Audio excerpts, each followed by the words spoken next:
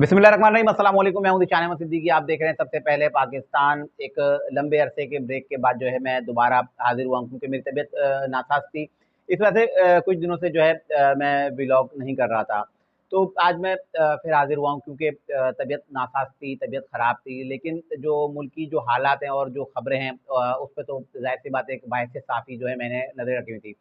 अब कल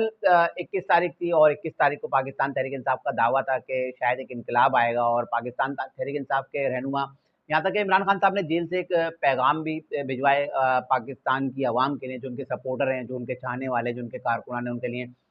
कि पाकिस्तान की अवाम ने जो है 21 सितंबर को जो है हर हालत में जो है निकलना है और मुल्क में जो है इनकलाब लेके आना है। तो क्योंकि मेरी कुछ दोस्तों से बात चल रही थी और ज़ाहिर-सी बात है राब्ते में तो हम रहते हैं, क्योंकि मैं व्लॉग नहीं कर रहा था, क्योंकि मैं न्यूज़पेपर्स भी देखता हूँ। तो उस वक़्त मैंने अपने दोस्तों से यही कहा था कि 21 तारीख को किसी तरह का कोई इनकलाब मुझे नज़र नहीं आता। देखिए, अगर इनकलाब अगर आना होता, जब पाकिस्तान तहरीक-ए-इंसाफ के बानी इमरान खान साहब ने जब 2 असेंबलियाँ तहलील की थी, पंजाब की असेंबली अगर आप ले लें, केपीके की असेंबली ले लें। इसके अलावा जब इनके खिलाफ तहरीक अदम एतमाद आई, जब इमरान खान साहब पे जब हमला हुआ, कातलाना हमला हुआ, उनको गोली लगी, उसके बाद जब इमरान खान साहब को जब गिरफ्तार किया गया, तो इनकलाब जब तब नहीं आया, तो अब इनकलाब कहाँ से आ सकता है? तो यकीनन यही दावा किया जा रहा था कि केपीके से जो है काफ़िले आएँगे और ऐसा जैसा तासुर दिया जा रहा था कि शायद जो है वो रियासत को शायद बहा कर ले जाएँगे और मुल्क में जो है पाकिस्तान तहरीक-ए-इंसाफ का बोलबाला होगा।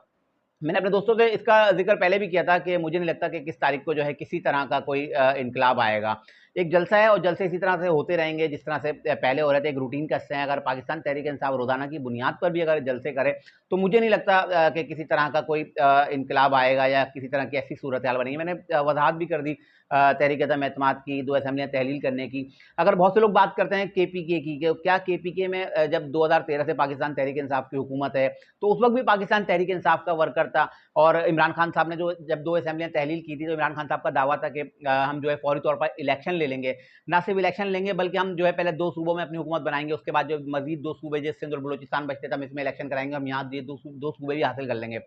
जबकि अगर उस वक़्त देखा जाए, तो इमरान खान साहब की उस वक़्त जो है भरपूर सपोर्ट जो इमरान खान साहब को हासिल थी। उस वक़्त जो है कमर जावेद बाजवा साहब भी थे और उस वक़्त जो है chief justice of Pakistan Umar Ata Bandial साहब भी थे, यानी कि एस्टेब्लिशमेंट भी इनके साथ थी, अदलिया भी इनके साथ थी। तो उस वक़्त पाकिस्तान तहरीक-ए-इंसाफ या केपीके के लोग कुछ नहीं कर सके, तो अब केपीके के लोग क्या कर सकेंगे? तो यकीनन एक ही बात है कि इमरान खान साहब के लिए कि आप जो है रियासत से आप जो है एक माफ़ी माँगे, जिस तरह से 9 मई का एक वाक़या हुआ है और रियासत को जिस तरह से ललकारा गया है। तो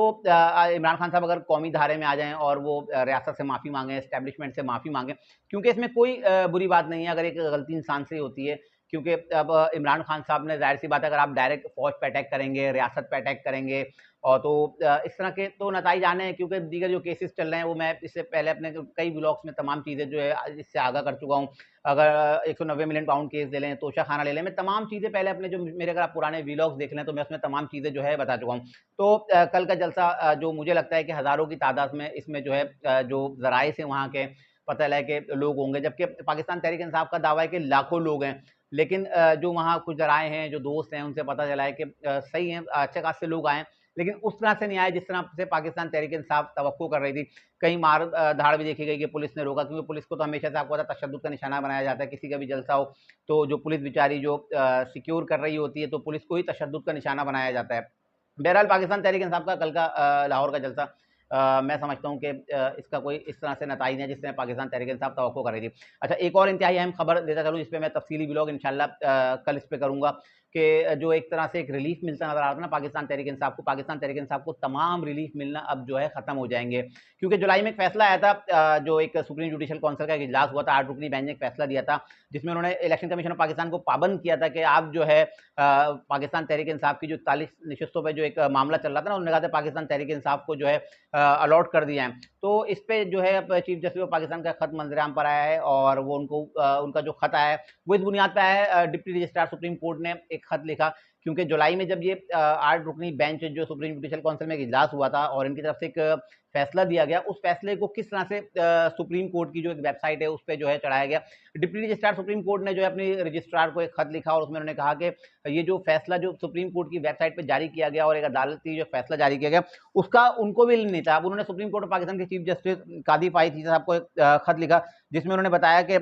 इस केस को जब समाअत के लिए मुकर्रर किया गया, तो रजिस्ट्रार जो सुप्रीम कोर्ट के हैं, वो इससे बेखबर थे और उनको इस बात का इल्म ही नहीं था कि कब ये समाअत के लिए मुकर्रर हुआ, कब इस पे जो है जो बेंच तश्कील दिया गया, कब इस पे फैसला आया।